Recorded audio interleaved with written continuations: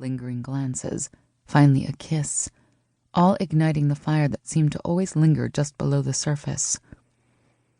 Cameron had to stop herself from taking Andrea right there next to the tree she had her pinned against.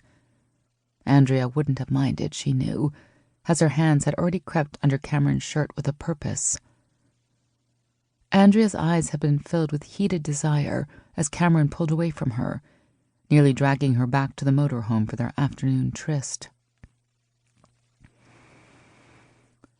Her musings came to an end as a soft beeping on the console told her Murdoch was calling. She slipped on her headphones before answering. "Cameron Ross," she said.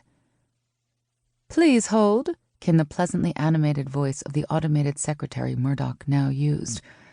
"Of course," she said, half expecting the computer to answer her. "Cameron? Not interrupting anything, I hope?" "Now, Murdoch, what in the world would you possibly be interrupting?" "Oh, Cameron," he said with a quiet laugh. "I know we did a rush job on getting Sullivan her credentials, but her file finally crossed my desk.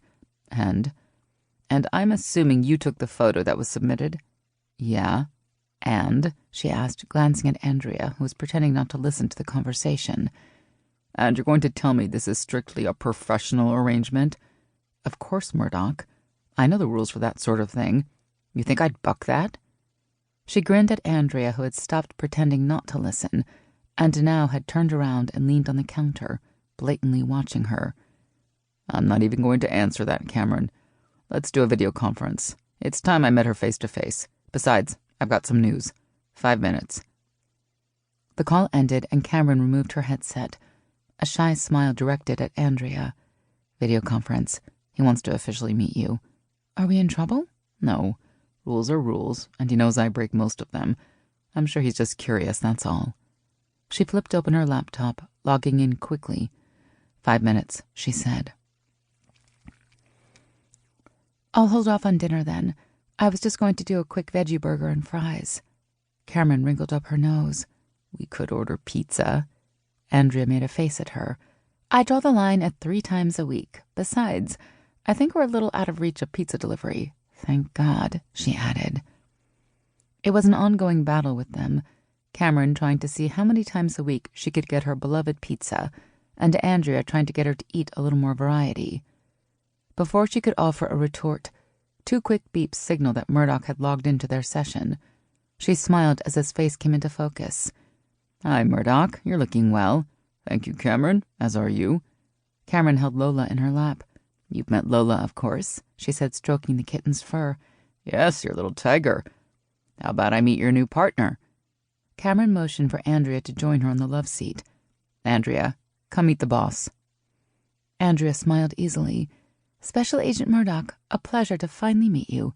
"Deputy Sullivan," he said with a nod. "Or should I say Agent Sullivan. Welcome to the team." "Thank you." "I must commend you. I had nothing but compliments from the authorities at Canyonlands. Even in regard to Ross here, that's a first. I'll credit you with keeping her in line." "I have found she's mostly all bark and no bite," Andrea said. "Must you two discuss me as if I'm not here?" Cameron asked, feigning annoyance. "Well, Special Agent Ross, it's just rare that I send you on an assignment and I don't receive a dozen complaints about you, mostly from our own team," he added with a smile. Her eyebrows shot up. "Special Agent Ross?" "Yes. Our group finally warrants recognition, it seems. They've bumped up our status to that of real agents." His smile turned into a smirk. "We have more clout than they do, and we finally get equal billing. And I have a title change as well. Director of Operations." "A director, huh?" He nodded. "They had to come up with something. That's the only thing that's changing. Andrea's technically on probation, so her title won't change for 6 months. And I'll have you know I had to pull some strings just for that. They apparently weren't impressed by her LAPD training." He looked directly at Andrea. "No offense." "None taken." "Are you finding the arrangement satisfactory? I'm sure it's a little cramped in there for the 2 of you." His eyes drifted to Cameron's lap. "And a cat." "We've managed fine," Andrea said with just a hint of a smile. "If we didn't get along so well, it might make it difficult." "Yes, well, it was a rather rushed job. And a surprise. Ross was never one for partners. I was shocked she requested one now." Cameron felt a hot blush light up her face as Andrea turned